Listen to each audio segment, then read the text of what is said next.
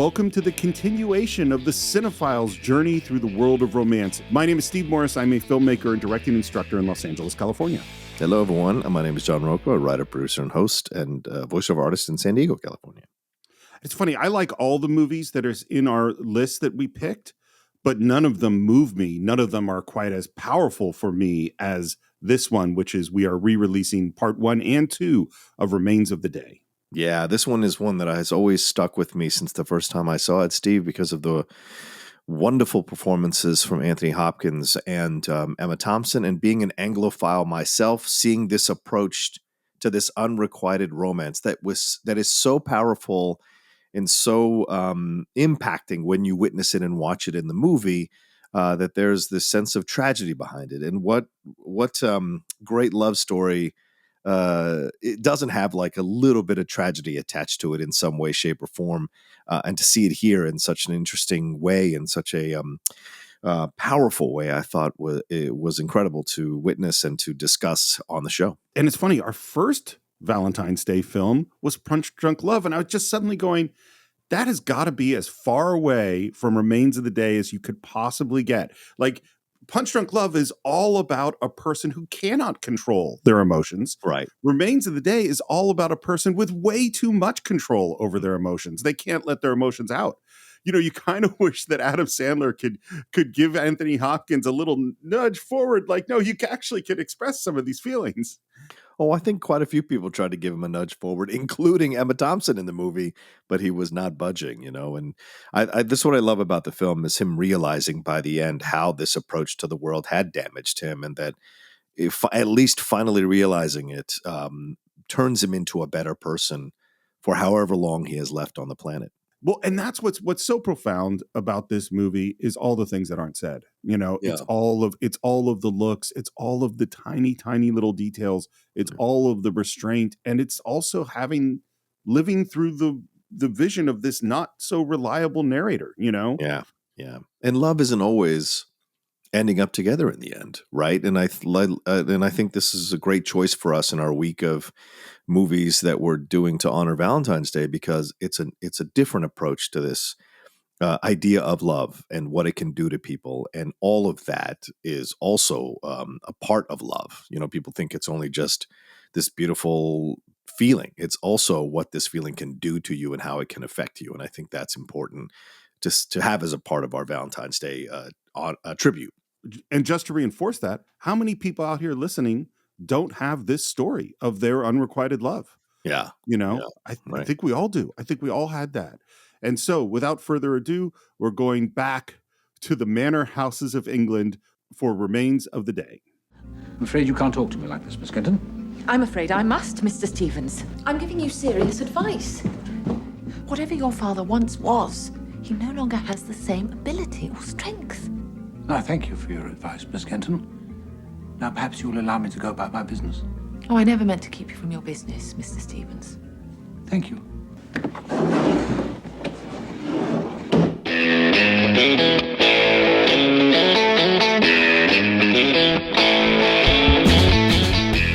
Hello and welcome once again to the Cine-Files, where each week we enter the world of a great film. We explore its themes, the history, the filmmaking, and the influence it has on us today.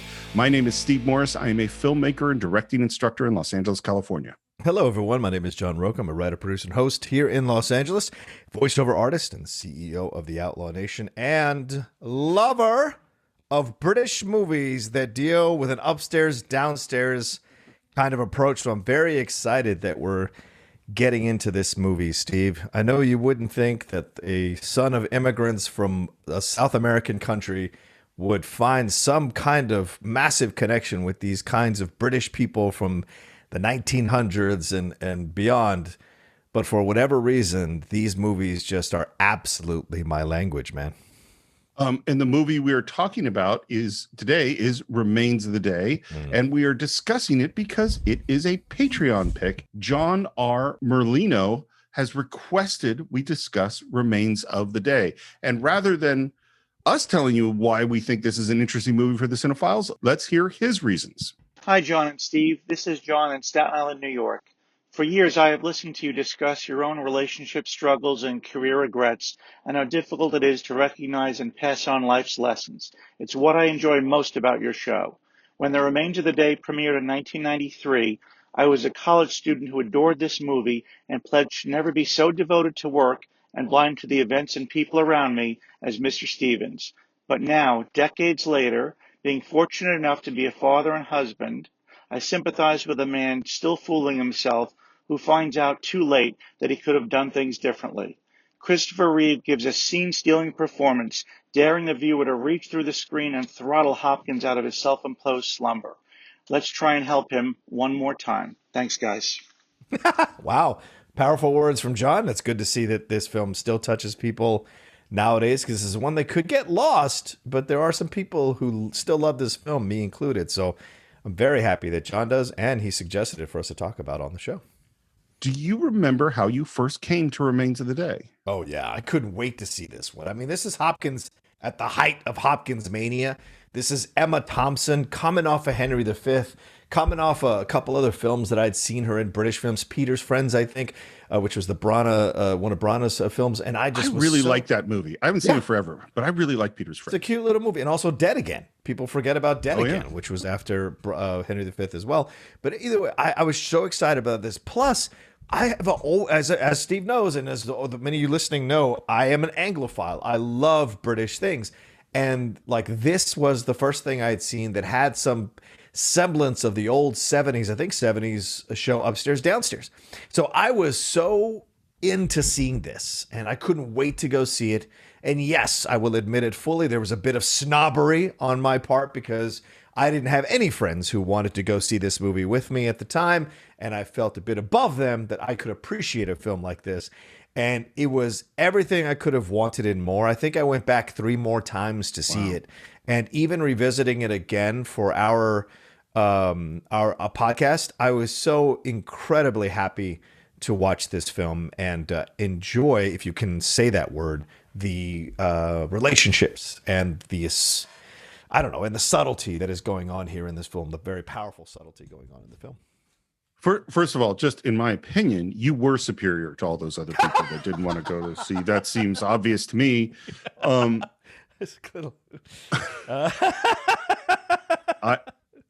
saw it. I saw it in the theater in Lafayette, California, where Karen and I, that was where we first shacked up together right after we started dating.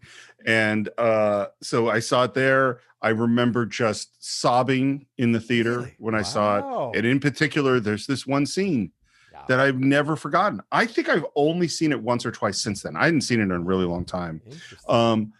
There's a really interesting thing about the people that came together to make this film. Oh, please. And the first one, of course, is Kazuo Ishiguro, who is the Nobel Prize winning author of the film. Right. He is a fascinating person. He was born in Nagasaki in 1954. So that's 9 years after the atomic bomb. Wow. And then he was raised in England, and he was a choir boy, apparently had an angelic voice, but the musicians he loved were folk musicians. He loved Bob Dylan, Joni Mitchell, Leonard Cohen. He went from being a grouse beater for the Queen Mother at Balmoral Castle. Wow. A grouse beater is the person, for those of you who don't know, is when you're going out to hunt your grouse, you'd have a bunch of servants making noise and banging so the grouse would fly off the ground so the Queen Mother could shoot one. So that was his first, that's like he's a teenager. And then he goes off to the United States because he wanted to be a singer-songwriter, a folk singer. So he hitchhiked around the U.S. with long hair in the summer of love with a guitar on his back, ended up in Berkeley, Haight-Ashbury. He was living the full hippie lifestyle. So we have a guy born in Japan who had been a beater for the Queen Mother, a choir boy, now a hippie, traveling around the US, and then it gives up on being a singer-songwriter, although he does write lyrics that are for I forget who does his songs, and then writes this book about the perfect English butler, as British a book as you could possibly imagine. And what he thought was that, and he says, by the way, he knew nothing about butlers. Nothing at all. But he thought it was the perfect metaphor to show a wasted life, wasted both emotionally and politically. That's what he said. Wow. Um, Yeah. Okay. Yeah, I will say this: it did strike me in a political way watching it this time around. But yes, go ahead. Sorry, Steve.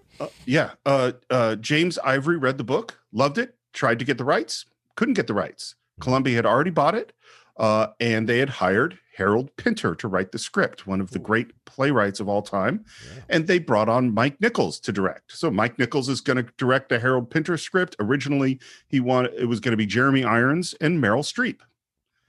And Nichols had a fantastic relationship with Meryl Streep, had worked with her in a bunch of movies. They were good friends.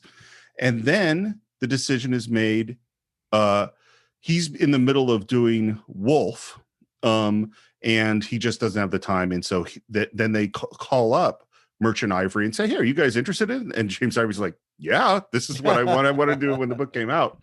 And here's the thing. Mike Nichols is the child of German immigrant Jews. He just managed to escape the Holocaust. He was born in 1931 and escaped in 1939 to New York. So we have Ishiguro, who was born in Japan, raised in England, travels around, wants to be a hippie folk singer. We have Mike Nichols, born in Germany, becomes a huge comic and then a Broadway director and then a film director. And now I didn't really know anything about Merchant and Ivory other than having seen their movies. Right. So first of all, neither of them nor their screenwriter are British. None of them are British, even though they're just known for Howard's End and Room with a View, these incredibly British films. So James Ivory, born in Berkeley, he could have been there when Ishiguro showed up as a hippie. Who knows? Wow. And he decides he wants to be a filmmaker, and he meets Ismail Merchant in 1961. Now, Ismail Merchant is born in India. Yeah.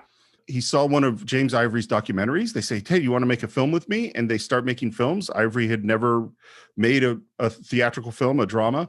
Not only are they the longest independent film partnership in the history of cinema. They made movie together for 40 years, and they had made 40 films together. Wow.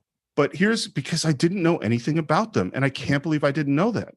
They're also a couple.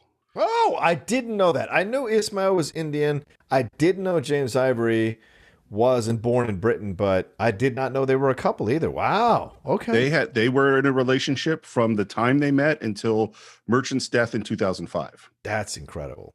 Isn't that crazy? And I never knew that. Yeah. And then we have their screenwriter who they worked with over and over again. Her name is Ruth Power Jahabavala. She was born in 1927 in Germany, Jewish.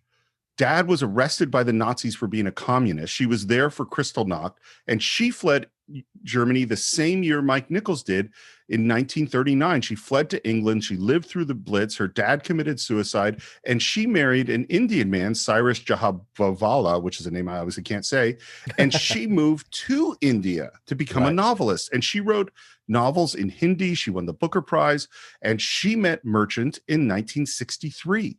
And so right after they started making movies together, and she basically wrote almost every one of their screenplays. Wow. Including Room with a View and Howard's End. So, which she won, and she won an Oscar for Room with a View and an Oscar for Howard's End. So she won 2 Oscars. So we have the Japanese guy raised in England, folk singer who writes a British novel. We have Mike Nichols, the German Jewish comedian producer. We have James Ivory, born in Berkeley, married to, or in a couple with, they were never married, Ismail Merchant from India. And then we have the Jewish German Holocaust survivor who married an Indian man, lived in India, and they are writing the quintessential British drama. And what so blows my mind about this is that they're all outsiders. Right. They're all out of place. They're all people that had to live in worlds where they didn't quite fit in. You know what I mean? Yeah, absolutely. Yeah. And I think that just makes so much sense for making this movie about Mr. Stevens and Miss Kenton. Well, sometimes from looking from the outside, you're able to see it in a way that people inside or too close to it can't. And so that's a powerful thing. There have been great filmmakers from who are immigrant filmmakers who've made incredible films about America. So it's Absolutely. like it's no different. You're able to remove yourself a little bit from the situation, and certainly the novelist had experience with royalty. So that certainly could have leaned on that a little bit to actually create the atmosphere of the book, so because these lords and ladies at the time were kind of mini royalty. So the approach or the vibe or the atmosphere is kind of relevant, or it's the same, similar. Yeah. By the way, Ishiguro, who's a fairly young guy when this was starting off, was very honored to be like, wait, the guys that made the movies about E.M. Forrester and Henry James, like they're making my book? That's kind of cool. Yeah. The budget was $11 million, which is not a big budget. Wow. It was entirely shot on location. None of this is a set. There are no sets in this. Every single house, every interior, that's all real places. Would you like to get into Remains of the Day? Let's do it. So we start off with just a picture of Darlington Hall, and then we sort of, through an iris, we go into a car that's driving on a beautiful country road, and we begin hearing a letter. Dear Mr. Stevens, you will be surprised to hear from me after all this time. You have been in my thoughts ever since I heard that Lord Darlington had died. There's so much incredible language in it. It's going to be tempting for me to say all of it, and I'm going to really try to restrain myself. But what we hear, basically, it's a letter from Emma Thompson's character, Miss Kenton or Mrs. Benz, to Mr. Stevens, the Anthony Hopkins character. And she's just reminiscing about the time a long time ago. She thought about her years at Darlington Hall after Lord Darlington died. And we hear that no one wanted to buy this big estate, and they were going to tear this whole place down. And we cut to an auction, and there, sitting at the auction, is Christopher Reeve. Yeah. Who's great in this movie. One of those rare movies that isn't a Superman movie where Christopher Reeve really stands out. There aren't that many, Steve. Somewhere in Time, was it Sleuth, the one he did, where I think that was one as well. And then he's in Noises Off. Noises Off, right. Yeah, there are a few others. He apparently was in The Bostonians, which is another Merchant Ivory film, which I've never seen. And he was at the premiere of Howard's End, and he was apparently sitting behind Merchant and Ivory. And after Howard's End ended, Christopher Reeve went up to him and said, "Listen, any part you have in your next movie, don't care what it is, I want to be in your next movie." And they're like, "Well, we don't really know." And then they suddenly realize, "Oh, we have the perfect part for you." Yeah. And that is how he became Congressman Lewis. Yep. Well, let me clarify. Sorry, it's not Sleuth. It's Death Trap. That's the one, which Death Trap, similar, yes. right? From I the remember that 70s, movie. 80s. Good. Yeah. And he has bidden like crazy for some stuff. Yeah. We're seeing these beautiful paintings and things like that. And we hear that there's this American that in the letter that, American millionaire saved Darlington Hall. And she wonders if it's the same Congressman Lewis who was there in 1936. Yeah. And we see Hopkins in this beautiful mansion, this British country house, opening the windows. By the way, I love when he plays the older version of himself, the way he sort of juts his chin out. Mm-hmm. Like he does all these little things because there's not a lot of makeup. Yeah. No. Very minimal makeup. And yet he manages to convey age and world weariness so beautifully. And there's just these beautiful bits of direction. Yeah. We see Anthony Hopkins walking through this room, and there are three other butlers sitting waiting. And as he walks by, they disappear. It's just a nice foreshadowing of what this film is going to do, constantly jump back and forth in time. And both Hopkins and Emma Thompson do a fantastic job aging as the film goes along. We see them age into their roles. The makeup is exquisite, the body positioning, the acting, the movements. As you said, great to notice the chin jutting out. That's him still trying to be on top of everything and feel like he can handle. And he becomes, we'll get to it, but in essence, he starts to become his father by the end of the movie. Totally. Or not by the end, but in certain moments of showing him older in years in the movie. So yeah, you love that. In the 7 years since I last wrote to you, I have again left my husband, and sad to say, my marriage seems to be finally over. And then there's this moment where, as we're hearing that, he is looking through this circular window in a door. And we see Emma Thompson come around the corner and is walking straight towards us, and in a very, very slow dissolve, she disappears. Yeah. I really think she haunts this house for Stevens. Well, she haunts Stevens. Yeah. She haunts Stevens. Yeah. I don't think he can take a step in this house that he doesn't think of her. After she arrives, she is a constant in his mind and will be until the end of his life. And you see it. The house has moved on. He has not. And as we're going to find out in the scene in a few seconds or a few minutes, he takes this opportunity when we hear that she's left her husband to think that he could bring her back into service and repeat what they had done, what we're going to see that they had done in their younger years. We end up at breakfast, and there's Christopher Reeve eating breakfast, and Stevens pockets a piece of burnt toast. And unfortunately, Lewis, his boss, notices it. Burned again? Yes, I'm sorry, sir. The rule in the kitchen here, sir, has always been that cook cooks the cooked breakfast while her assistant toasts the toast. And the way I think they're toasting the toast is like over an open fire or something. Yeah, basically that. And Lewis is like, well, why don't you just get a toaster? And Stevens, very traditional, says, Yes, well, we need not a new gadget, but a revised staff plan, sir. and then we hear, it's just as you say, he's going to take a trip into the country, and he might have a solution to this. A former housekeeper, at present living in Clevedon, has indicated to me, sir, that she might be prepared to return to service. What's this, your girlfriend? And this is one of many times where you watch Hopkins, who's one of my favorite actors of all time, do react to something in the smallest and subtlest of ways. Like, his performance is stunning. Ladies and gentlemen, what you need to understand is the difference between film acting and theater acting it's a Grand Canyon. It's literally a Grand Canyon. Film acting, you have to understand that the most limited movement can speak volumes, whereas on stage there's a little more of trying to reach the people in the back so they understand. Doesn't mean you overdo it or anything. It's just a different approach. Hopkins so mastered the medium of film, swinging into the 80s and through the 90s, and of course onward, but this was where he really kind of made people stand up and take notice of his talent, because he'd been acting since the late 60s. I mean, Lion in Winter, for God's sake. So it wasn't till this kind of turn in the late 80s into the 90s that these projects really took advantage of his talent. And he had grown as an actor on film that he understood how to play this part and give it such nuance in the little movements of his eyes or his face. And it was just brilliant to watch him work again when I watched it again. I was going to say this later, but since you brought this up, this is what Anthony Hopkins says about film acting. He says, your job is to walk around very quietly and be still. You don't add anything, you subtract. Yeah. Less is more, just say your lines. A lot of actors don't like to hear that. A lot of actors have trouble with that, but that's absolutely true.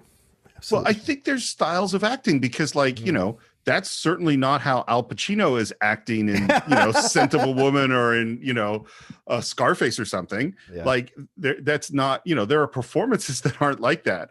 But for what Anthony Hopkins is doing, But I would argue what we just finished with Godfather, and I know you're loath to go back in there, but Michael, in some of those steely, quiet moments in 1 and 2, is doing kind of what Hopkins does here, with just the little cock of the head or the movement. It's incredible, And so, And so we see Anthony Hopkins drive away in this unbelievably gorgeous car. Yeah. With Christopher Reeve taking pictures as he goes. Mm-hmm. His character is really interesting, by the way. I love Chris Reeve in this movie. Yeah. By the way, they had to shoot this scene of him driving on the same day they shot the auction because they could only afford to rent the period cars for one day. And that's this thing that people don't understand about filmmaking. It's like you had to schedule. So that means that they had to schedule the locations right near each other. That means that they had to make sure what time of day they finished. They probably did the driving in the morning because it was more exterior, and the auctions, you could fake the lighting more. So they did that in the afternoon. You know what I mean? There's so many things that just like, we can only afford these cars one day. Oh, yeah, absolutely. Mrs. Ben, will you permit me once again to sing your praises? Let me state that when you left us to get married, no housekeeper ever managed to reach your high standard in any department. I want to say real quick, The groundwork is being laid here for the entire movie. And I know I mentioned it earlier, the idea of jumping back and forth in time. That's more of a technique, right? But what the feeling, the vibe, the sentiment of this movie is progress and the people who are left behind by this progress. And if you watch it's so funny to watch this movie after having seen Downton Abbey, because Downton Abbey chronicles the changes between the servants and their masters, well, lack of a better term, their lords or ladies, and the servants of the house as the years progress, right? And in this movie, we are seeing two different time gaps, right? The time before World War II and then the time a little bit after, and how things had changed. World War II changed everything for so many countries. And this idea of separation between the lower classes and the upper classes became something that the lower classes felt very angry about and pushed back on, even more so than in times past. And it affected across the world. And so what we're seeing that here, but we're also seeing how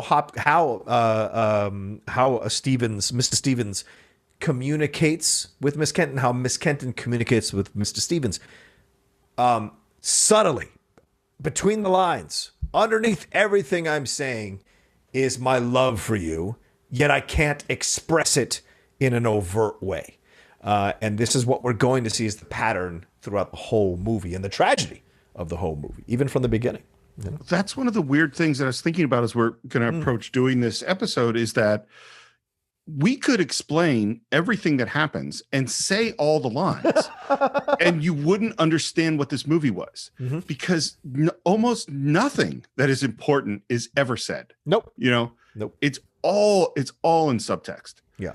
It's all in looks and postures and tone. And it's so interesting. By the way, this movie, I reread the book. It's not a terribly long book. It very much follows the book. The book and the movie are very, very similar, structurally similar. A lot of the dialogue is just straight out of the book. One of the interesting things, and I'll get into it as we go, is that the tone is so subtly different. The book is way darker in the sense, even though all the same stuff happens, right? Because the whole book is narrated by Stevens. It's his thoughts as he's on this drive to go see this woman that he, we realize he's always been in love with, is that it's him reminiscing. And what Ishiguro said is that he was interested in the process of people sifting through memories, trying to make sense of things. And that's what Stevens is doing. And because you're in his head, he is he's so delusional about his life, or he's holding on so hard to these ideas and to not face what his life really is. And so it's a very painful book to read. And I wonder if, writers are driven to write from something inside. And I would love to know what Ishiguro was working out within himself that spawned this book, Yeah. Well, I mean, it's interesting, because I go to this kid who's born in Japan who moves to England, and again, it's what you said before. It's the observer and the, feeling disconnected. And, I mean, I don't know, but that's what I would assume. But does he feel he wasted his life pursuing being a singer or songwriter and never succeeding in that level? I wonder. Maybe. But anyway, yeah. And now we see our first real vision of the past, because we go back to Darlington Hall at a hunt, and there are all these guys on horses, and we see Lord Darlington for the first time, which is James Fox, who's incredible in this film. Yes. Absolutely fantastic. And by the way, so they had a very hard time finding locations for this movie. They went all over England, all over Ireland. Most of these giant houses have either been torn down, turned into like apartments or hotels or gift shops or museums. Like, actual houses that are still as they were are really hard to find. And the National Trust, which operates all these places, really didn't want a movie crew there. So like, they get to this house, they only shot the exterior of this place. And Ivory goes, well, we need to open up the door and open up the shades. And the National Trust people say, you will not open up the door. You will not touch. You can be in front of the house. That's it. And apparently Ismail Merchant is very charming. Yeah. Apparently he gets people to give them stuff for no money or break the rules all the time. It sounds like Ivory and Merchant are a fantastic team. That's the way it should be. Yeah. would you ever have wanted to go on one of these hunts? To go on a fox hunt? Steve, I'm telling you. I said I watched it this morning in bed while Lily was sleeping next to me, and she rolled over. She's like, "This is so boring, this movie." I'm like, "I can't explain it to you, but I love this time. I have a connection to this time for whatever reason." And I said, "I think either I was a lord or I was a butler in a past life in one of these houses or something, or a footman." Because I love this time. I love the visuals of it. And I know, look, I know, I hate the rich in our country, but for whatever reason, I love the old rich in the British the UK. And this moment of the fox hunt, I would love to be out there with a fox hunt on the horse and, pip and all that shit. It would be fantastic. For whatever reason, I can't explain it. I have an organic love of that kind of thing. I can't explain it. I love the era too, and I love kind of how the world works. The whole fox hunt thing's like, wait, we got like a bunch of guys on horses and 20 dogs, and we're going to chase down one poor little fox. Right. It seems like a mismatch. Right, but it's also a subtle character thing about James Fox's character, because he didn't want to go on the hunt. Yeah, he hates these hunts. So this is a guy that already is presented in a way that is a little softer of sensibility, softer of hearts, a little more sympathetic, a little more kinder. And that is what gets manipulated by the Germans as the movie goes along.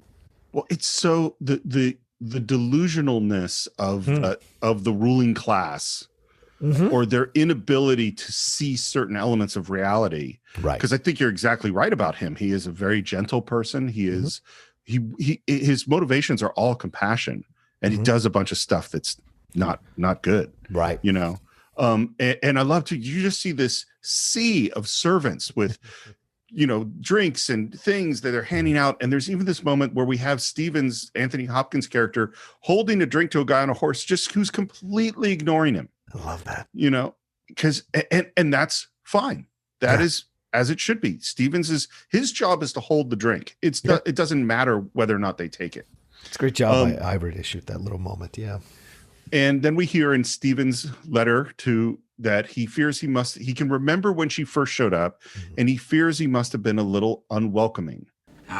If two members of staff happen to fall in love and decide to get married, there is nothing one can say. But what I do find a major irritation are those persons who are simply going from post to post looking for romance. And this is a real problem, John, that happens with servants, as you know. Well, of course. Romance comes in, and that's very bad. Listen, when you're stuck in one place for your entire life, this is all you have to choose from. So eventually you will find somebody to feel something for.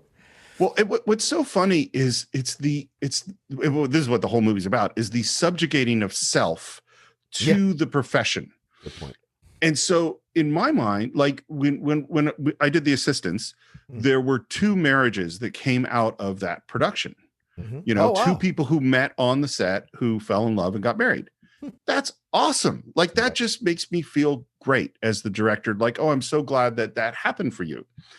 In this world, that distracts from you doing the job you are supposed to do. And therefore that is a betrayal. Yes. To fall in love and get married. I know from my own experience how a house is at 6s and 7s once the staff start marrying each other.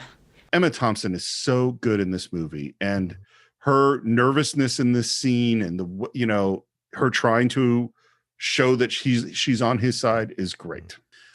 We end up in the library. They shot, by the way, in 5 different houses, so different rooms in different houses, because you couldn't get everything you wanted in one place. Right. So like the back stairs, all the servants' quarters and hallways and stuff, that's in one place. This library is in another place.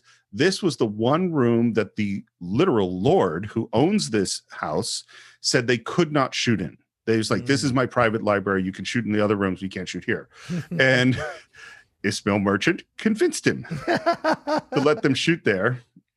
And in comes Anthony Hopkins to say that he's hired this very qualified woman, Miss Kenton, and that he also needs to replace the under butler, and that there's this gentleman with a lot of experience of a certain age who was a butler in his own right and now no longer has a place. Name? Stevens, sir. Stevens? Yes, sir. That's your name? This is my father, sir. In any other reality, you would say that first. Yeah, right. And even the way he speaks to his father and the way he speaks about his father is so formal throughout this whole film. Yeah. And the Lord says, we couldn't do better. Stephen says, well, he's outside the door and we're going to bring him in. And there was a debate on the set whether or not the butler, the older Stephen Sr., should shake the Lord's hand. Oh, yeah. And the actual Lord whose library this is sitting there watching the shoot. And he said, absolutely not. Wow. They would never shake hands. Mr. Stevens, how do you do? My lord. This guy's great casting. Yeah, this is Peter Vaughan. If you've seen Game of Thrones, he was Master Aemon in Game of Thrones. And so he's been working for such a long time, and he's perfect here. They aged him up a little bit more to take on this role, and he's just exquisite, man. He's exquisite in this role, and looks like Anthony Hopkins. Totally has great back and forth with him, and certainly if you're going to go toe to toe with Anthony Hopkins, having a fantastic resume makes it feel like you can, kind of play his dad and his superior in a way. So he gives no quarter throughout their interactions through the whole movie. The resistance in this film to the actual expression of human feeling, is so profound. Very good man here, your son. I don't know what we'd do without him. Proud of him, are you? Very proud, my lord. Quite right, too. It is formally saying the thing that you're supposed to say, rather than saying what you think, and that's like this whole movie. Even walking upstairs with Dad, you can see Dad's old. Yep, the foreshadowing breath is there. He's slow. And we see Stevens looking out the window and he watches Emma Thompson walk on this beautiful lawn. And already we know. Yeah. And Miss Kenton goes out and cuts some ferns and some flowers. And she comes to his parlor, to Stevens's parlor. Mr. Stevens, I thought these might brighten your parlor a little. And rather than saying, thank you, he says, But I regard this room as my private place of work, and I prefer to keep distractions to a minimum. Wait, certainly flowers are not a distraction, Mr. Stevens. I love that. Well, the thing is like, she is the flower. She is the distraction. Yes, she is. I had a perfect world set up until you showed up with your femininity and your womans and your wiles and your good looks, and you're messing up my perfect world, right? And it's so brilliant how that plays, how that's all bubbling under the surface as they're having this interaction. But what's so sad is the perfect world's not perfect. Well, of course not, but it's an empty world. I mean, and maybe it is perfect. Maybe that is exactly it. It is perfect. Perfect for him. It is cold and rigid and perfect. He knows where everything goes, and it keeps him, And then he asks, I happened to be walking past the kitchen yesterday morning, and I heard you calling to someone named William. May I ask who it was you were addressing by that name? Why, Mr. Stevens, I should think I was addressing your father. Oh. May I ask you to address him as Mr. Stevens or Mr. Stevens Sr., so as not to confuse him with me? The horribleness of Stevens and condescension and nastiness and the... Really? You think that? That's what it is? Really? Okay. All right. He says... Miss Kenton, if you would stop to think for a moment, you would realize that how inappropriate it is for one such as yourself to address as William, someone such as my father. What he's doing here, he's an emotional infant, honestly. And so if you judge him by a normal, level-headed, person who's aware of his emotions, he is absolutely a condescending jerk. But he's doing this because he doesn't have the tools to communicate in a way that's respectful to her. And he's also kind of subtly upset that he has this feelings for her. And so he's trying to, in a way, destroy her so that he doesn't have to feel that way. And none of it works throughout the whole movie. She pushes through all of it throughout. But yeah, I mean, I don't think he's an overtly unkind man. I just think he's an emotional infant. And unfortunately, she has to deal with that. So you're right in that respect, Steve, though, for sure. I think what it is because I agree with you, is that we see how she takes it. We see how insensitive to her that he is. Well, and it's also what's so interesting about this movie. This guy takes so much of his status from placing himself in a position of low status. You know what I mean? Oh, great point. Yeah. Like, well, he's the butler is the lord of the service. Exactly. In a way. Yeah. Good point. He's the lord of the servants, you know? And so if his father is being called William and he is the son of his father, well, that demeans his status. Right. You know? Absolutely. But she is just pissed. I love pissed Emma Thompson. Well, I'm sure, Mr. Stevens, it must have been very galling for your father to be called William by one such as myself. And then to make it even worse, she's like, you could learn many things from my father. Oh, God. Yeah. And then she just kind of like, oh, I'm sure. And this is mansplaining, right? Like, now that we look at it, this is mansplaining. Oh, totally. In essence. And yeah, she has her retort back to him and then walks out. And I love this reaction from Stevens. He tries to stop her and then he goes, and then takes a sip. Oh, well. Yeah. It's just like, oh, so him trying to reclaim his manhood in that moment as clumsily as Thor does in Ragnarok when that ball bounces off the window and hits him in the face, you know? So I love it. First of all, again, only on the Cine-Files you get that particular comparison. I can't even begin to describe all the things that Anthony Hopkins does. I don't even know what they are, but you're totally right. That moment, there's a little laugh and he takes the drink and there's so much in it. Yeah. By the way, Emma Thompson, is hilarious. She's on the commentary track. Oh, and she's really fun. It's not the greatest commentary track, but she is a delight. Oh, Jesus, I got to listen to her commentary on this. She's so funny. This is what she said. She hated that hairstyle. First of all, it took like 2 hours to get it right, and then she had to sleep in curlers with a corduroy hat every night to not mess it up.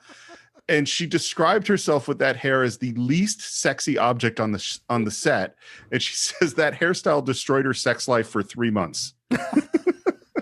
She was married to Braun at the time. That's I guess that's true, right? Yeah. Well, I think she's absolutely beautiful in this movie. Me too. Hairstyle or not, she's radiant throughout, and I would disagree with her that she's not sexy in the movie. She has a sexiness to her as a powerful woman. Yeah.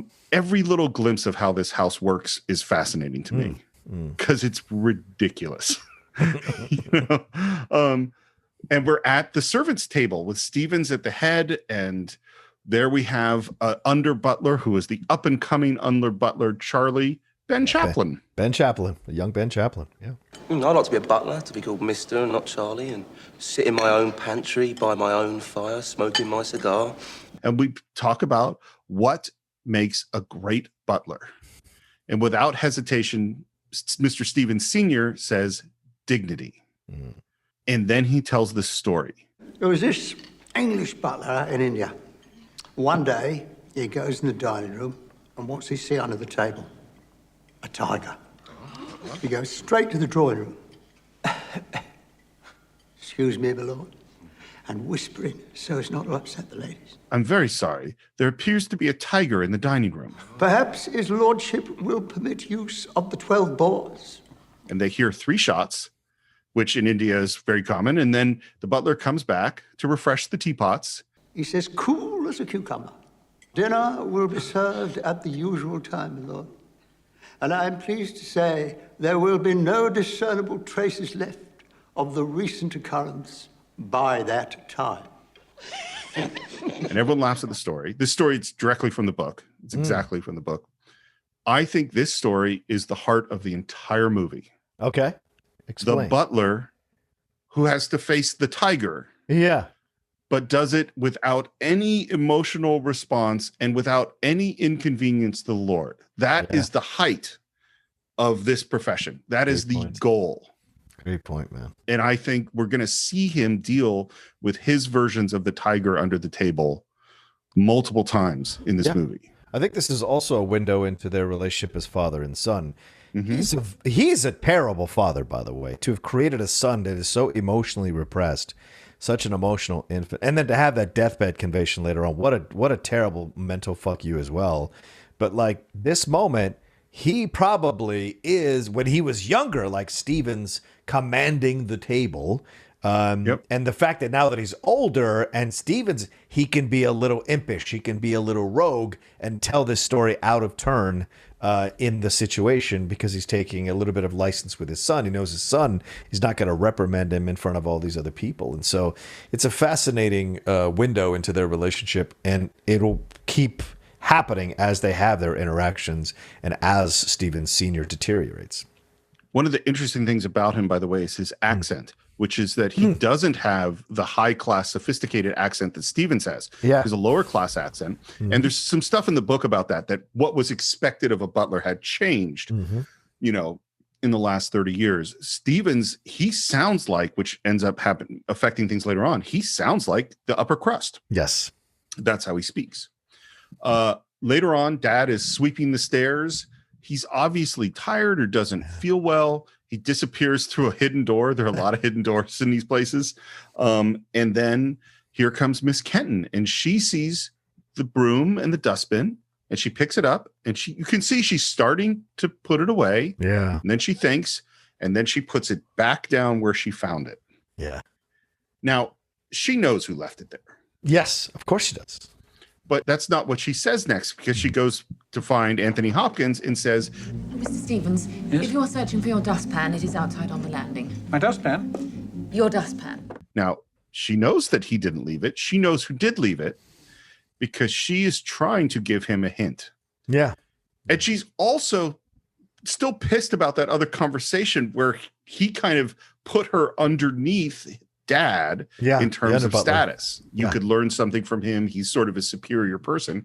And she's like, your superior person is messing up. Yeah. And I love the next moment is that Stevens goes down to the stairs, and the fact that he's picking up the dustpan just when Lord Darlington comes down and has to hide it.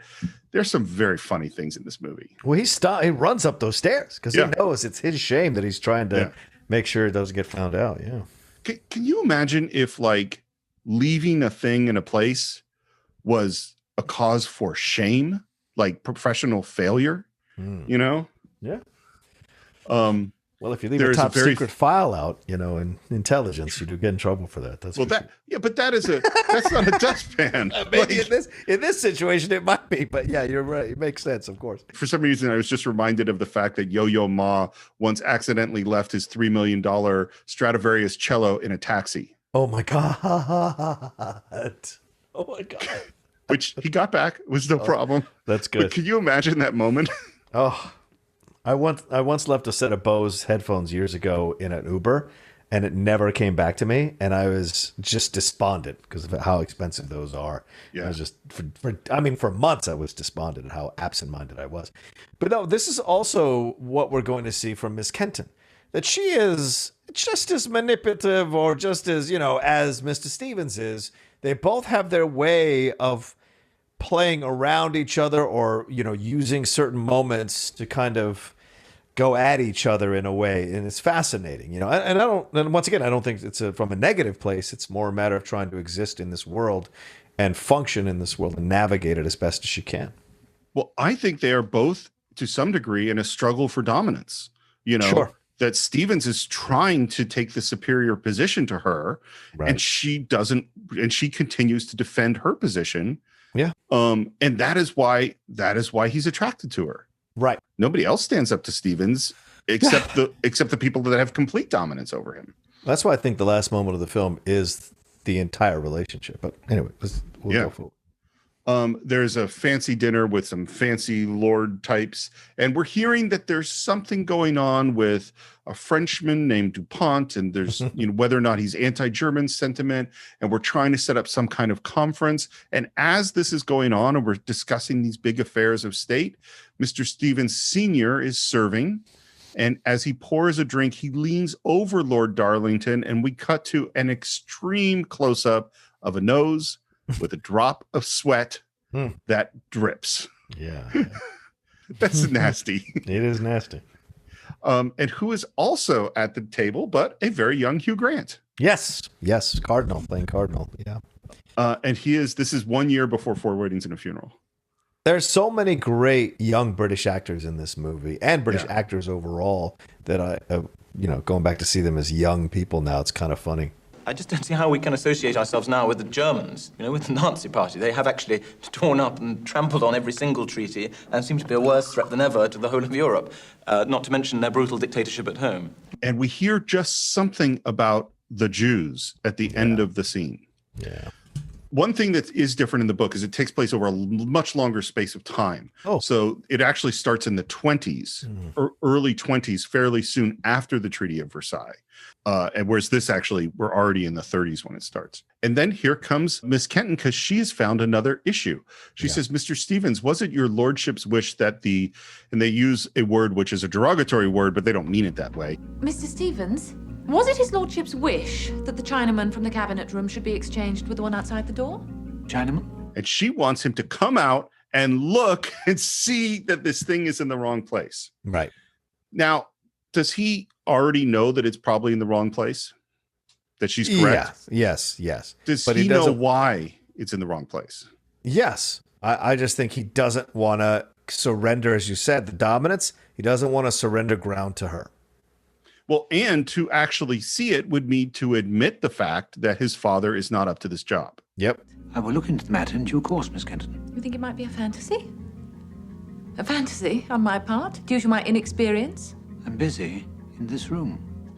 Again, she is hitting this moment in that earlier meeting where he was condescending to her, and she's going to poke back at that until he admits it. And she goes out to wait, and he closes the door, and you can see he's going like, how am I going to get out of this? Yeah. In the book, he contemplates fleeing through the French doors into the rain in order to not go outside. But then he can't figure out how to get the French doors locked from the inside after he goes, so he can't go that way. Plus, it's raining out. And she's waiting. He peeks through the keyhole. She's still there. And then, he dusts. He puts things in cabinets.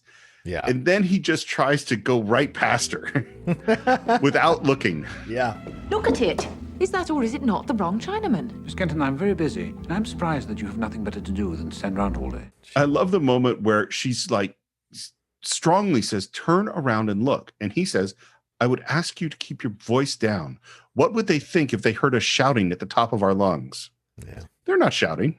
No. But maybe for that time, that is shouting. Maybe. I don't know. And finally, she insists he turns around, he looks, and he turns. And I love that the head is kind of bobbling. Just makes the moment funnier. Your father is entrusted with more than a man of his age can cope with. I'm concerned for Please him. let me pass. Mr. Stevens, it was your father who left the dustpan in the middle of the floor. It is he who is leaving polish on the cutlery. It is he who has confused the Chinaman. You must recognize this before he commits a major error. I'm afraid you can't talk to me like this, Miss Kenton. I'm afraid I must, Mr. Stevens. For Stevens and the way he's presented in the movie, he has so many flaws, right? Why would you bring your older dad? What is this? Is this some kind of veiled attempt to show off to your father how well you've become as a butler? He almost never compliments him, I think, in the movie about how good he is as a butler. And do you bring him back, and are you bringing him back to kind of maybe not an evil way, but in a kind of way to get back at him, kind of rub it in his face that you're in charge now? So just this stuff that's working underneath everything. And also her pointing out that he's messing up is an indictment on his decision to bring his father in as the under butler. So you're right, Steve, it's a battle for dominance throughout. And these little moments are the battlefields.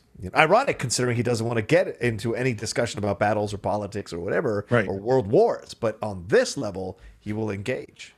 I think it's a double status move, and by that I mean I think it's just what you said, that he wants his dad to see him as the great butler, but I also think he wants everyone else to see his dad, who he has idolized on some level. Oh yeah, like he thinks his dad is a great butler, and so the fact that dad is messing up, is looking poorly on him, and he doesn't want to face the fact that his dad isn't the person that he thought he was. Yeah.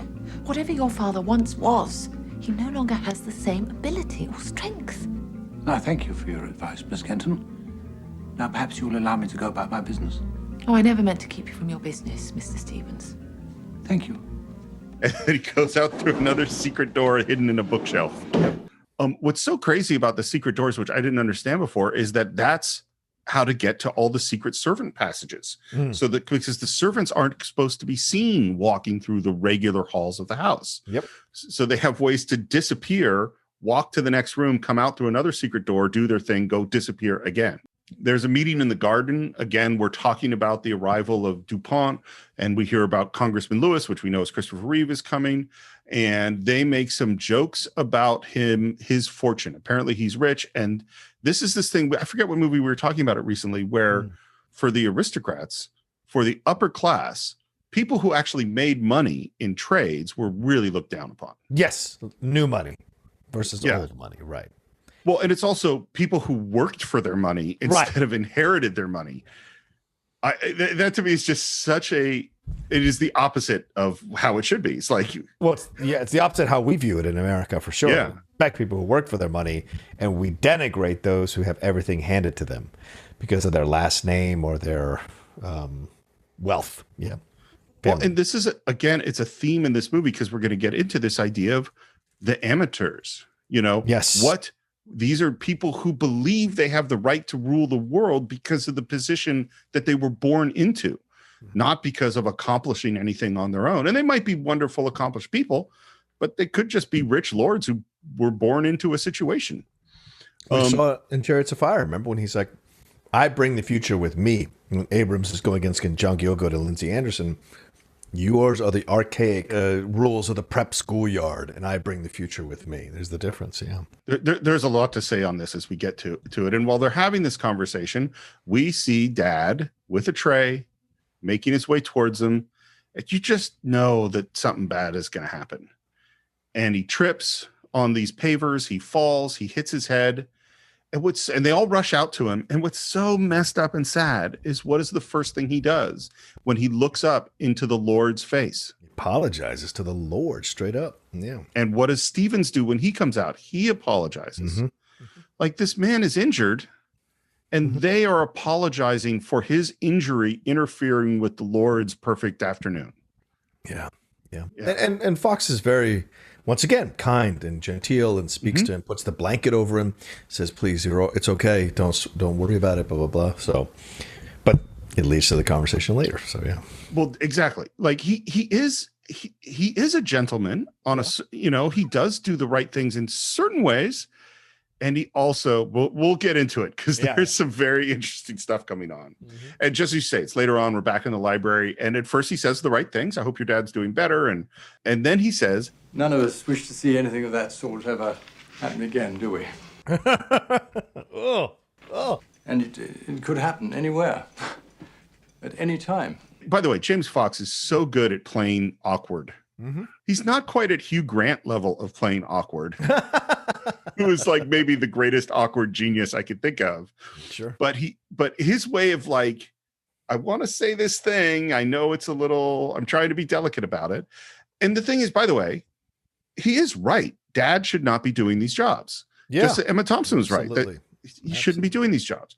Yeah. But what he is concerned about is this big conference we're going to have. The future of Europe is at stake, and we can't have someone making a mistake. It could literally change the course of history.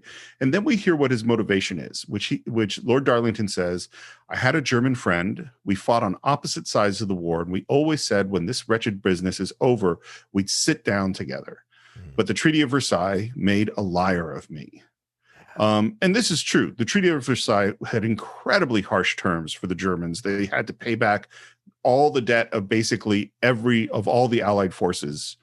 And it completely wrecked Germany. Yeah. And in many ways probably did lead to World War II, because if Germany hadn't been totally wrecked, then it wouldn't have been so unstable that Hitler could rise. Right. So there is certainly truth there. Well, one doesn't do that to a defeated foe. No, once you've got your man on the canvas, that ought to be the end of it. And unfortunately, his friend killed himself. Wow. And that is his main motivation to why he wants to make a better peace with Germany. And this was the motivation of a lot of people who were of a certain class in Britain. Like, we look now at Neville Chamberlain and we go, oh, what a fool. But at the time, there were a lot of people who felt the way Neville Chamberlain did. A lot of people in America. People forget. Germans and the Nazis came over in the 30s to try to woo Americans, try to woo people in the powerful countries, in essence being sent out by Hitler and his people to sow the seeds of dissension here and push the logic that the Treaty of Versailles really messed up the German people. It was terrible toward the German people. We shouldn't have done that, and play on the guilt of it. And that was an effort that was done in a number of Western countries, or actually, first world countries, to drum up support for Hitler. Well, let me ask you this question. Yeah. If you knew nothing else, and I gave you no information at all, and I said, there is a country that is aggressive, and we need to be aggressive with them in order to stop them. Yeah. And you know nothing else, and think about American history and how many times we have said that. Yeah. Would you be for being aggressive or for more peaceful means? I think it's very difficult to speak of it in a hypothetical, right? Because I'd have to know what the parameters are around the situation, If you take 10, think of like the last 15 uses of military force. Okay. What percentage of them do you think you would have been for? Being a former military man, a lot less than you would think. And That's what I figured, and that'd be my answer too. In general, in my lifetime, I have been against the use of military force. Mm-hmm. In World War II, the use of military force was absolutely right. Hitler, what was happening with Hitler and with Japan was these are countries trying to take over the world. In the case of Hitler, slaughtering millions of people. In the case of Japan, terrible things that they were doing in China. It was, and yet my instinct, that's why I say, it's like, if I know nothing, my instinct is peace. We should always negotiate. We should always find ways to live together. I don't know that I wouldn't have been Neville Chamberlain. You know what I mean? Oh, really? You wouldn't have been able to sense that this guy had something less honorable behind him? Most people didn't know. Yeah. I mean, yes, some people knew there were things going on with the Jews. A lot of people didn't. And like right now, there's horrible things going on in China with the Uyghurs, or Hong Kong, horrible things. Yeah. And we're not attacking them. We got business deals with them. Right. It's like so I would absolutely hope that I would recognize what Hitler was and say, no, this is a case we need to go deal with this guy. Right. But my instincts are always towards peace.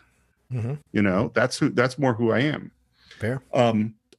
Saying that there are beautiful landscape shots and cinematography in this movie is going to be redundant, but there's a lot of them. Yes, there are. And again, behind the scenes, the wood cellar and the kid, like all the fireplaces we have to keep burning and all the washing that has to be done. This massive staff of people that have to keep this place going the way they keep it going. Right.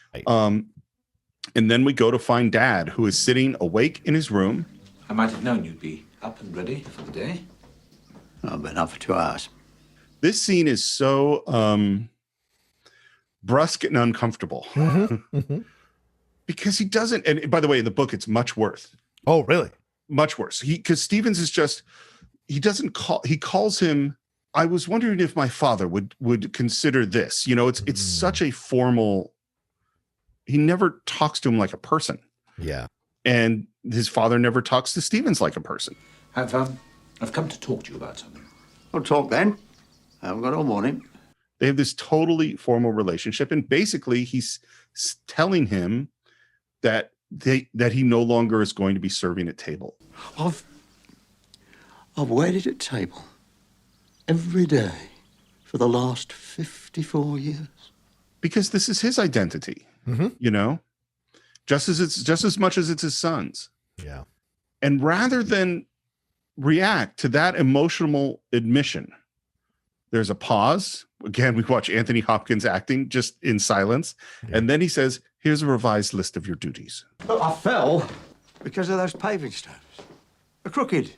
Why aren't you going to put right before someone else does the same thing? It's an old man's defense, Steve. Yep. It's not, I'm not losing a step. No, it was I was distracted by this or that. And then he turns it around on his son and appeals and tries to embarrass him by saying, you don't want those nice lords and ladies tripping over this. Like he's immediately goes into his lower, like you said, lower region accent or lower class accent and goes at him in a dig, to try to take the attention away from his clearly advancing age and inability to do the job like he used to be able to do. And look, everybody has this. I think most people have this reaction when it starts to fall apart. Yeah. Like, no, I can still do it. And you fucking can't. And that's a hard thing to accept as all of us get older. Shit, there's stuff I can't bend down with my legs. Like I can't go down like I used to anymore, because every time I get up, it's cracks and bells and whistles and pain in the lower back. And I'm like, when the hell did this happen? You know? So it's just crazy. This is off the topic, but I had a realization a few months ago. Yeah. Which is I haven't done Aikido in a year because, we don't get together and do that.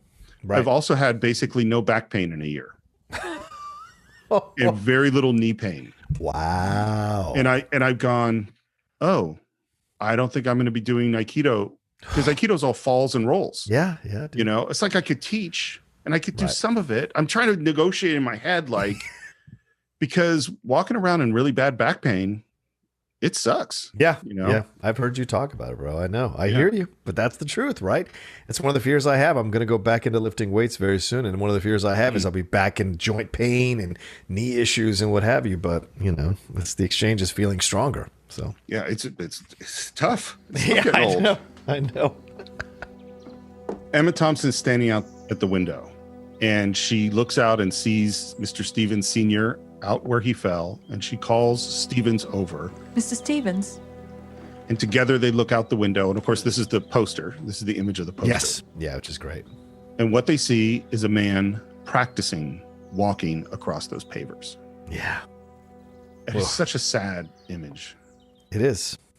And where they had the battle before, I think there's a sense in both of them in that moment that there's almost a slight sympathy for Mr. Stevens Sr. and what he's doing. A sadness, Yeah.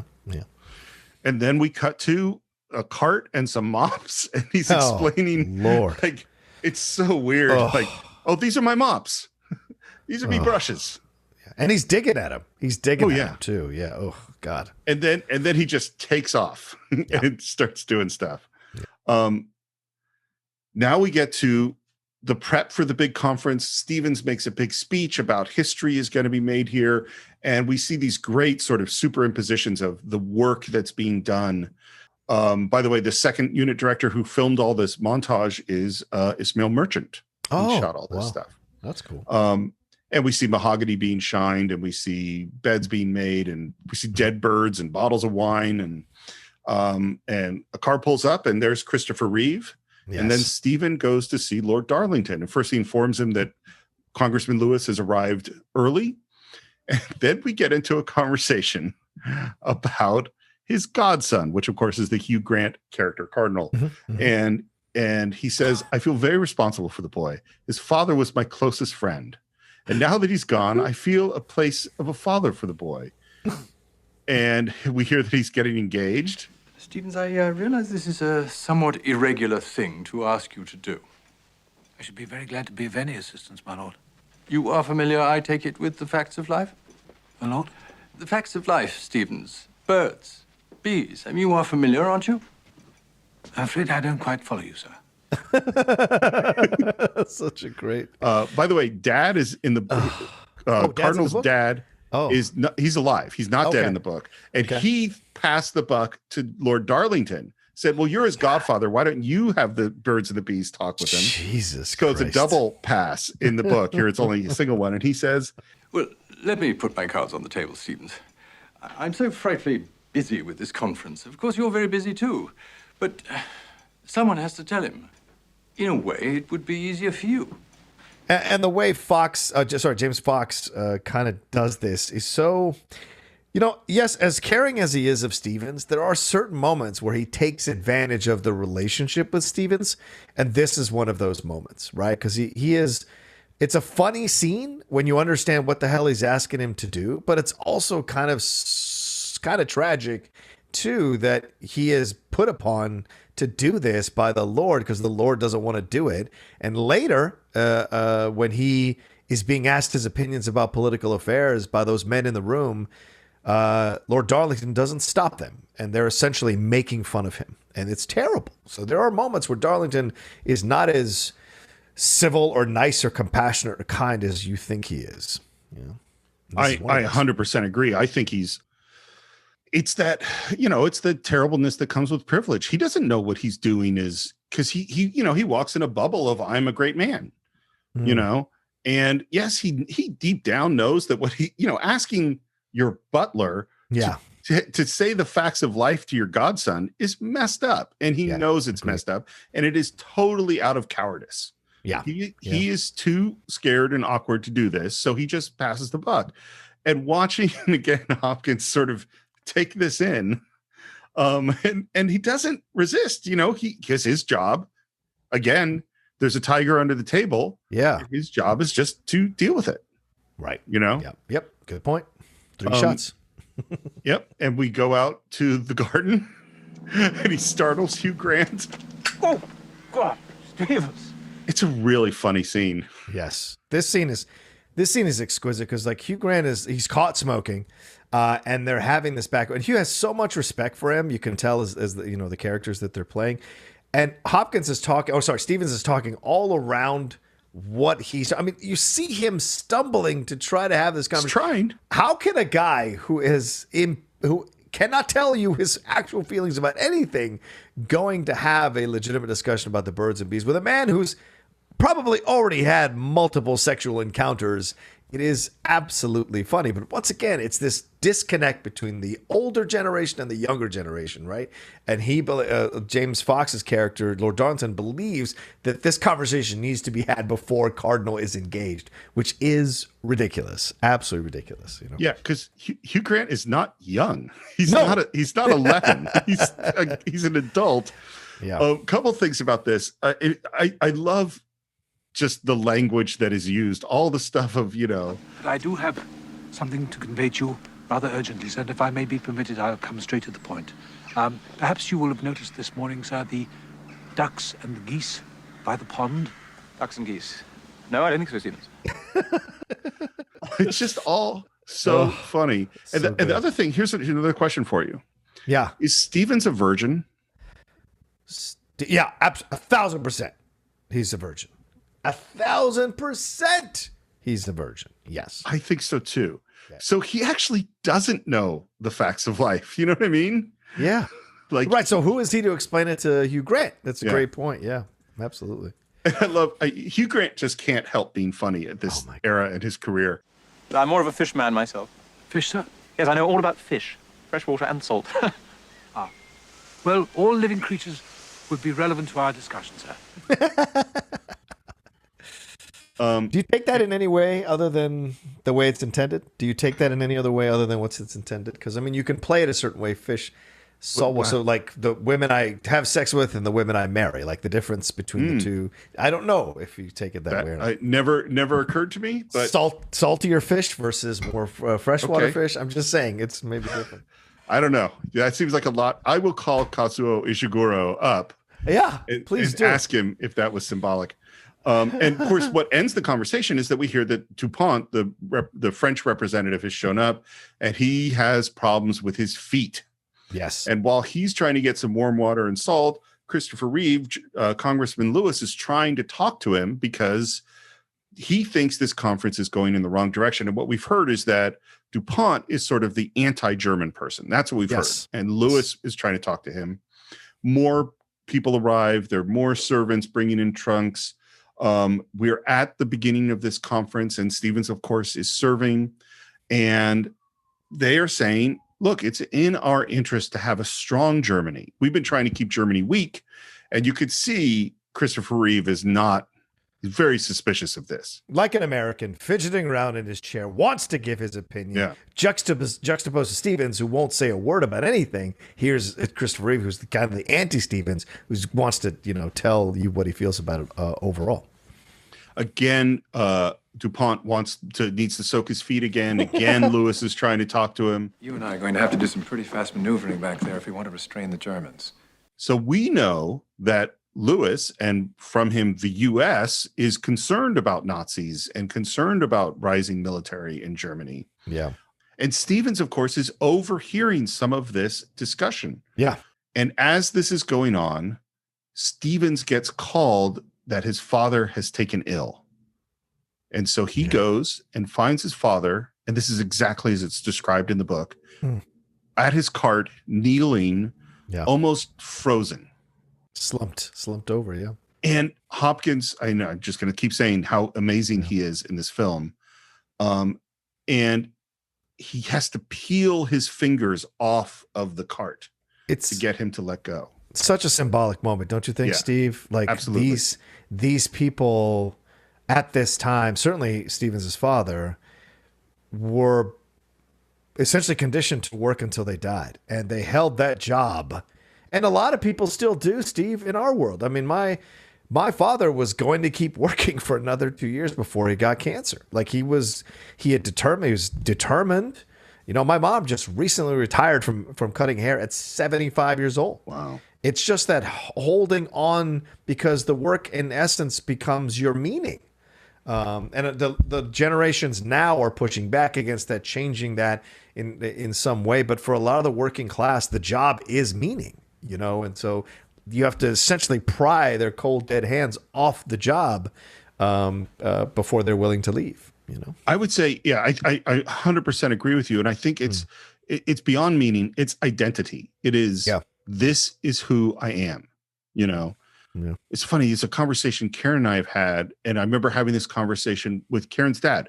Karen's dad, when they had fish markets when they lived in New Jersey, and he would tell people, my job is a fish mart, is as a fishmonger. I'm not a fishmonger. And then they moved to California and they had a restaurant, and he would say, my job is I run a restaurant. I am not the restaurant. That's not who I am. That's awesome. And I remember talking to me, it's like, I'm a writer. Like I so much more identify with my work, you know? So maybe I'd be one of those people clutching on with my hands to this podcast, John. You know, you're going to have to pry my hands off the mic or the keyboard or something. Yeah, well. Mr. Stevens. Yes? I have more time than you at the moment. I'll look after him. I've called the doctor. Thank you, Miss Gibbs.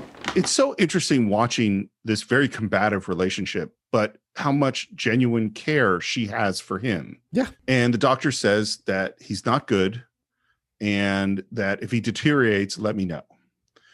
And Hopkins is left alone for a moment, and he has to put himself back together because he has to go do the job. Yeah. Because there are bells ringing and people pulling cords and servants bringing clothes, and we're chopping the head off of ducks, which, by the way, that is Ismail Merchant chopping the head off the duck because the woman playing the cook refused to do it. So he did it. We're at the table and watching Anthony Hopkins and Charlie measure exact distances for the silverware and the china and that's just crazy to me. That's the life. Yeah. That's all through Downton Abbey, by the way. I don't know if you've seen it yet, Steve. I've never watched it. Yeah. I know it's supposed to be great. Those moments are all through Downton Abbey. Yeah. But by the way, they had a steward of the Queen's house from Buckingham Palace was their advisor on this. That's awesome. Helping to make sure everything was just right. And Stevens goes up to visit his dad. This scene is different in the book. Oh, interesting. So okay. Dad is asking how everything is going downstairs, and everything's in hand. He asks how he's feeling. And Dad says, there's something I have to tell you. Mm-hmm. And Stevens does not want to hear it. I have so much to do, Father. Why don't we talk in the morning? Jim. And this is what's not in the book. I fell out of love with your mother. I loved her once. But love went out of me. And I found her carrying on. That is not in the book. Wow. And I really wonder why, because you said before, this is a crazy thing to admit. Yeah. At this last moment, to just drop this bombshell. Mm-hmm. Mm-hmm. And then he says, you are a good son. I'm proud of you. And he's looking at his hands, which is definitely in the book. Yeah. I hope I've been a good father to you. Tried my best. Did he though? Steve, I don't know if I had this moment with my dad. I don't know if you had that moment with your dad, a final conversation or whatever. And it's you don't want to have it because you sense that it could be the last one. Yeah. And it makes it too real. So when Stevens is saying, we'll talk in the morning, that's his way of delaying it. My father had to drag me into his bedroom in the house before I left on the plane to have the final conversation with me. I didn't want to have it. And he yanked me. He's like, no, we're going to talk about this. And I'm just like, fuck. And it broke me because he died 4 days later. And I never spoke to him again. It was. But I bet in that conversation, I mean, you've told me about it before. Yeah, he did not admit to cheating on my mom. Right. Well, A, he didn't admit to that, and B, I bet that you were emotionally available for him. Course. We both were. Yes. Yeah. Very much so. The only thing Steven does in the movie is he touches him very gently. He touches his hand, but and this is so powerful, just when he is trying to make an emotional connection with his father, which I imagine this is a small window to numerous attempts by Mr. Stevens to have an emotional connection with his father throughout his whole life. His father immediately goes, better get downstairs. Got a lot of stuff to do. Better go do that. Don't worry about me. He's immediately pushing away any attempt to share emotion, because from a guy like that, maybe from that time, emotion is weakness. And of course, we know that's not the truth nowadays. But certainly in that time frame, that's what was thought, and certainly in Britain. And so when he has that moment, it pushes him away. It's so ironic. Literally seconds ago, he was saying, I hope I was a good father to you. And then here's a moment where he could be, and he immediately pushes him out. It's like, it's rough. So this is, I would say, this moment is the key difference between the book and the movie, which is in the book, Dad doesn't kick him out. No. Dad is trying to connect. He's the one who's trying to make the emotional connection. And Stevens is so cold to his father. And what's interesting, because you're in Stevens's head, and it's a very, we talked about unreliable narrators in various stories. It's not that Stevens is an unreliable narrator. It's that it's very uncomfortable to be in his brain, because you can feel him continually rationalizing everything that has happened and sort of making it make sense why he did what he did. Yeah. And he's so delusional about what he's not delusional. He is deluding himself, like consciously. So it's very like frustrating in the book. He is much, I think in the movie, you have more sympathy for Stevens than you do in the book. Yeah. In the book, it's sort of at the end, it's like, oh, this guy is just, it's just really sad that he didn't understand anything about his whole life. We're in the dining room. There is incredible splendor. By the way, one of the things Hopkins asked this guy from the Queen, the butler for the Queen, do you have any advice for me? And the guy said, yes, here's my advice. When a butler is in the room, it should seem more empty than when the butler isn't in the room. Wow. That's great. Yeah. Wow. Okay. And Hopkins, and you could feel it, like their job is to be invisible. Like, and it's funny in those Patrick O'Brien books that I've read many times that I love, when they have these dinners, there is a servant standing behind each person at the dinner. And their job is to stand there and to pretend that they're not listening to everything. Right. I just can't imagine that. Just all of this feels so invasive into my space. Like, leave me alone. I'll pick up the fork. Don't worry about it. It's okay. Just go away. That's because you're not a sociopath. Yeah. Yeah. And there's a woman there who's German and very happy that there's such goodwill for Germany. And Congressman Lewis is not so happy. And DuPont, our French person, stands up. The person who we've heard is the most anti-German person. And he surprisingly is all for it. I promise you that I shall do my utmost to change the policy of my country towards that nation which was once our foe, but is now, I may venture to say, our friend. And everyone toasts and cheers and applause. And then Lewis reacts and he stands up. So this is very different in the book. In the book, this is in the 20s, not the 30s. And this is Senator Lewis, who is not the same person who bought the house. Two different characters. And he is a drunken asshole. So as opposed to a sympathetic character. And he says, the United States doesn't want war any more than you do. On the other hand, neither would we care for peace at any price. But let's not get into that now. We may all have to soon enough. For the moment, let us simply raise our glasses to Lord Darlington. And everyone toasts and everyone's happy and he sits down and then he stands back up. You can't let it go, can he? Can't let it go. And I think this speech, like the Tiger story, is key to the whole movie. Yeah. Lord Darlington is a classic English gentleman of the old school. Decent and honorable and well-meaning. So are all of you here, all decent and honorable and well-meaning gentlemen. It reminds me of Julius Caesar, of Mark Antony's speech. Brutus is an honorable man. So are you all honorable men. And we cut to Stevens listening to this, or maybe not listening. But, now excuse me, I have to say this. You are, all of you, amateurs. And international affairs should never be run by gentlemen amateurs. Do you have any idea of what sort of a place the world is becoming all around you? The days when you could just act out of your noble instincts are over. Europe has become the arena of realpolitik, the politics of reality. What is this term realpolitik? I hear it all the time, or not all the time, but when I explore the idea of politics, do you have a definition for that in your mind when you hear the term realpolitik? My understanding is it's not doing politics based on lofty ideals. It is the nuts and bolts, facts and figures, down and dirty politics. Okay. It's I'm looking at a definition here. It says real politics is or diplomacy is based primarily on considerations of given circumstances and factors rather than the explicit ideological notions or moral and ethical premises.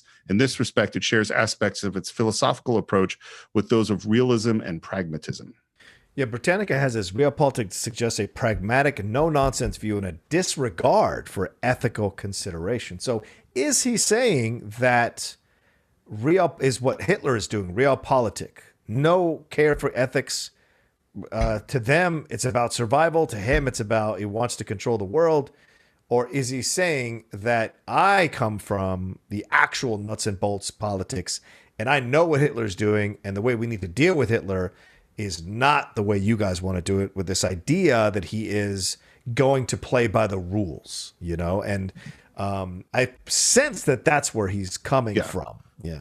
I think it's the latter. I think it's fine, which, and this is the balance in politics between idealism and practicality. I mean, we see that is every single day. Yeah. And you can't actually rule entirely by ideals, No. Like you have to, there's a way to do it. You have to make compromises. You have to, and the thing is like, it would be nice to believe that Germany wants to be our friends, but they don't. They're actually using you. And by the way, the one person that's important that they cut to is Hugh Grant's character. Yeah. He is the one who's really hearing this. You need professionals to run your affairs, or you're headed for disaster. So I propose a toast, gentlemen, to the professionals. And no one else toasts. And at this moment, which is very dramatic in terms of the politics, in comes Charlie. And just as Lord Darlington stands up and Stevens reaches in to grab his chair, Charlie says, "Mr. Stevens." Yeah. And you watch again all the at play. I'm trying to be the invisible servant, and this guy is talking to me, and he probably knows what it's about. Well, I've no wish to enter into a quarrel on this our last evening together. But let me say this. What you describe as amateurism is what I think most of us here still prefer to call honor. And while he's making this speech, Charlie whispers, "Your father." Yeah. And I suggest that your professionalism means greed and power, rather than to see justice and goodness prevail in the world. And while this is happening, you're watching Anthony Hopkins take in what he's hearing about his father. Yep. This is the tiger under the table. Now his father is the tiger. His ideal, what dignity means, is to perfectly do his job despite the tremendous personal tragedy that is happening. Despite whatever emotions he might be feeling, he must be the perfect butler. Mm-hmm. Yeah. Lord Darlington goes to sit down and he pushes his chair in for him and he leaves. And this is what this movie is, this contrast between the big things, Hitler, Nazis, world politics, and the personal things, the small things, the life of your father. I want to say one thing before we go to the next scene and Dad. The idea of the Lord, saying, you're talking about greed and power. Mm-hmm. It's like, this is the class of people who have ruled by inheritance for centuries. Of course. Who literally are surrounded by servants doing their every bidding, deciding things of the world. And this is what do you think you guys are all about? Yeah. What is the British Empire? Like, come on. The thing is, when you're born into it, it's hard to see that there's a hypocrisy in the words that you're saying, because this is how it's always been. So why is this wrong, what I'm doing, you know? So, but yeah, certainly there were lords who bristled against that idea at the time, but certainly James Fox is not one of them. And as we heard earlier, it is because of his friend and his friend's suicide. It is a misguided attempt to make up to his friend what happened to him, and somehow he takes the responsibility for his country for that. And that's feeling yourself to be more important than you actually are, you know? Yeah. It's so, there's a expression I know I've said on the show before. This comes from Hoover, my partner on the documentaries, who says, I don't know who invented water, but it certainly wasn't a fish. That's great. And this is the thing, this is the water the Lord swims in.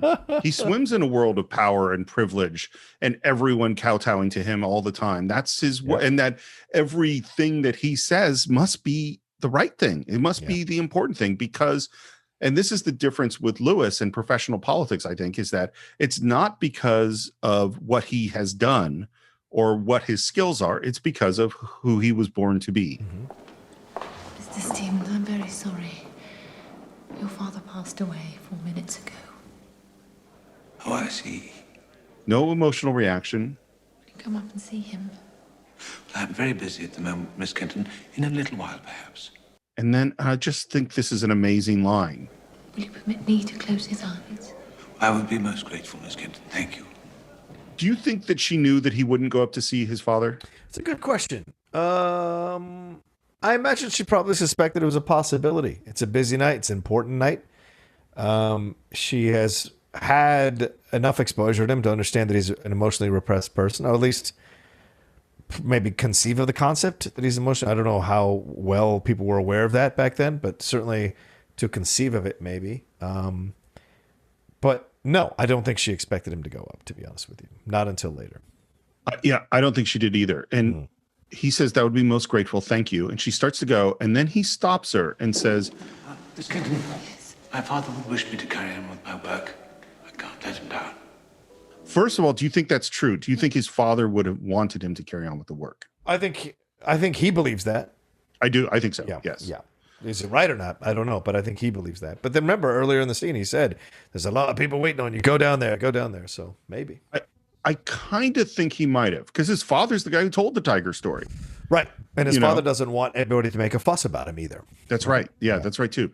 It's so funny. And I remember having this thought when I first saw it, and when I first found out this was written by a Japanese guy or a Japanese British guy, is that there's something about Stevens that reminds me of the samurai, is that everything is about duty. Whatever the Lord says you got to do, all honor comes from you doing what you are told to do to fulfill this role. And right now he is putting his personal tragedy aside to serve his Lord, in the way that he's supposed to. Yeah. There's the German woman is singing. By the way, she could not lip sync to the music because the music is pre-recorded, and she just couldn't do it, and couldn't get it in sync. And as soon as they said that, and I watched it again, I'm like, oh yeah, this is not. They could never quite make it work. Lewis is not into it. No. Hugh Grant is not into it. But Lord Darlington is very moved, and Stevens is there. And there's moments where he's almost frozen. There's moments where you could see him overwhelmed by the emotions and just frozen in space. And then he snaps to life. Yeah. Fulfilling the role. His father died. This is the thing. As we watch these scenes, Steve, here now in this section of the movie, I know what it's like to walk walk in a daze. You know what I'm saying? Trying to do the normal things after your father has passed, or you get the news that your father has passed. He is doing that. He is trying to keep it together, but this is his actual emotion bursting through, and he is struggling with it. For the first time, we see for real his struggle with the emotion because it's such a cataclysmic event. there's certainly times where there's been a huge thing going on for me, and then I've had to have to do the normal life stuff, you know, like talk to people and, you know, whatever business things, go to work, talk to my boss, you know, I've had to do those things and compartmentalize the horrible thing that I'm also dealing with. Yeah. But in all of those circumstances, there was a time where I didn't have to compartmentalize and I could deal with my grief, you know, and talk to the people, you know, when my dad died or whatever these situations are. Stevens will never deal with it. Yeah. Right. He's not only has to compartmentalize right now, but it's going to just stay in the compartment forever. And of course, who wants to come up and talk to him, but Cardinal, but Hugh Grant. The other thing, by the way, about his character that I think is interesting is because he is of the later generation, he sees Stevens as a human. Well, like someone, I actually think he genuinely does like Stevens. Yeah. Yeah. He's trying to connect with him as a real person. Yep. No one else of that class is trying to connect with Stevens or the servants as real people. Yeah. And he's talking about fish. Now, as I said before, my main interest has always been in fish. And what's so interesting is these lines are going to be repeated pretty much verbatim later in the movie. Yeah. He notices that Stevens is not quite with it. And he says, "Are you all right?" Yes, I'm perfectly all right, thank you. Not feeling unwell. No, a little tired, perhaps. What I wrote down on my notes here is that Hopkins' ability to play layers is amazing. Yeah. I mean, just phenomenal. And Fox, or Lord Darlington, tries to sympathize with him by saying, yes, it's been a tough day for all of us. It's been a hard day for all of us. Like, man, were you serving? You were just entertaining and having conversations. Don't get me wrong. I know that it can be exhausting, but certainly you're not serving and attending and having your father. Of course, he doesn't know that, but still, he doesn't know that. The idea of, you know, all the physical work that he was doing the whole time to make it all go off, but him trying to sympathize. I'll give him a little sympathy in that he's negotiating world politics, and that's, you know, difficult. But well, here's something I was going to bring up. I wasn't sure where, but this seems like a good point. Is that there is a difference between a servant and an employee? Yeah, you know, and that these are servants, right? Yes, like I can hire someone to clean my house. But they're not my servant. Right. You know what I mean? They're a human, and I treat them as a human. I treat them, you know, we're the same. It's that happens to be the job that they're doing. This happens to be the job. I know that their job is difficult. I know that I have cleaned my house. I know what it's like to clean a house. Yes. And they are not beneath me. Right. Whereas a servant is a completely different thing. Right. And it's so dehumanizing. Because literally, quite literally, Lord Darlington believes that he is superior to Stevens. Yes.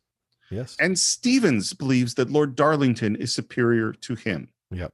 And that he, on some level, even though this isn't slavery, he belongs to Lord Darlington. His identity is I am the butler to Lord Darlington.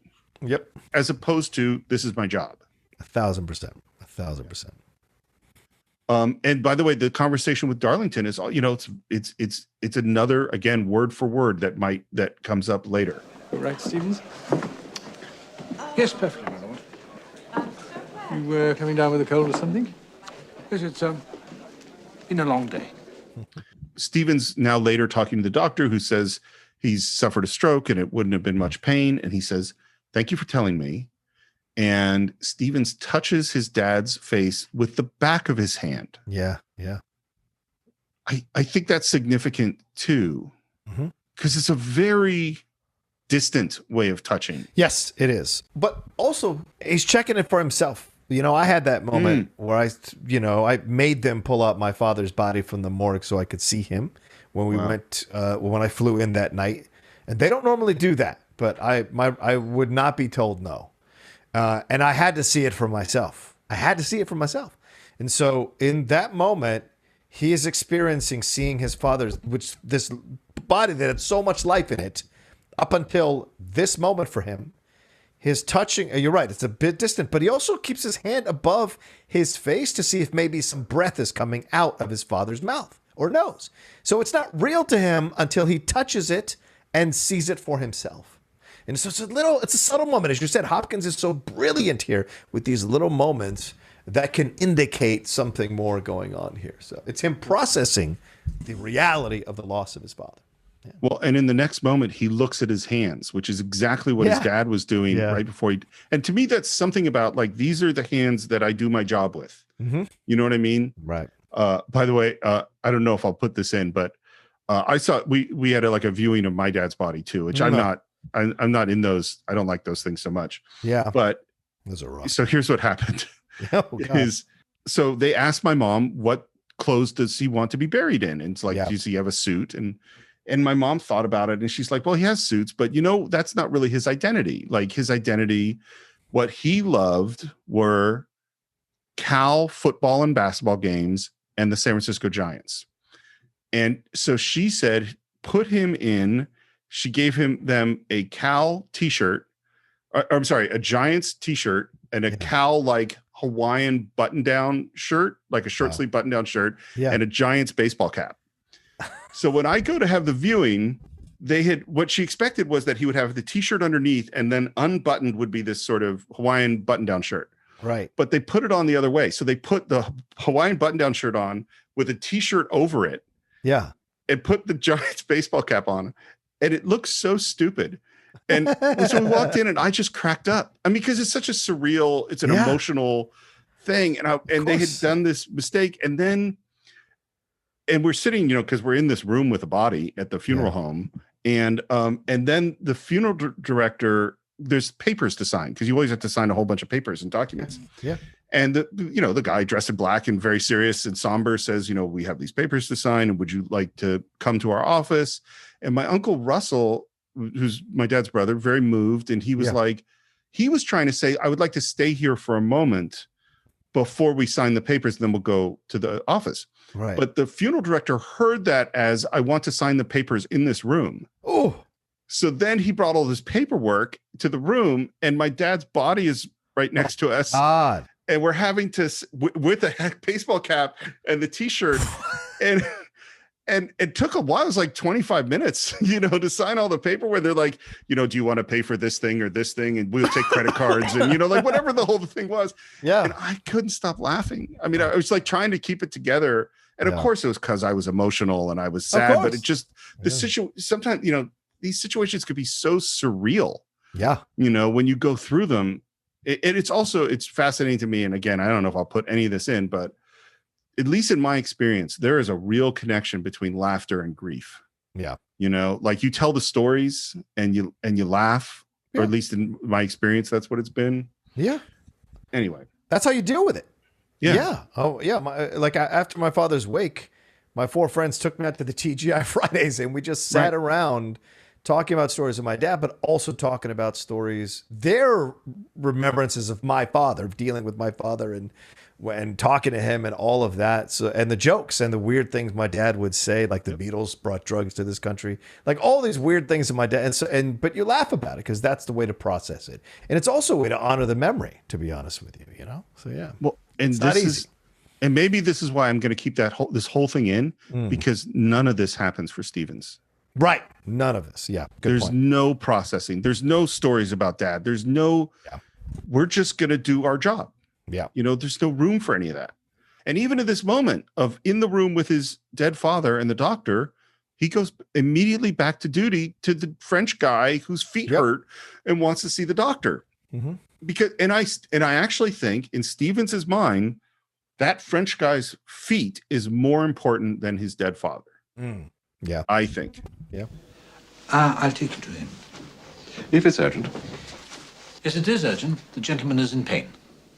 Mr. Stevens, my condolences. Thank you, Miss Kenton. It is most kind of you. So I went back and timed it. And from the moment Stevens enters the room with the body of his father until he turns to the doctor to bring up the subject of DuPont's blistered feet is exactly 41 seconds.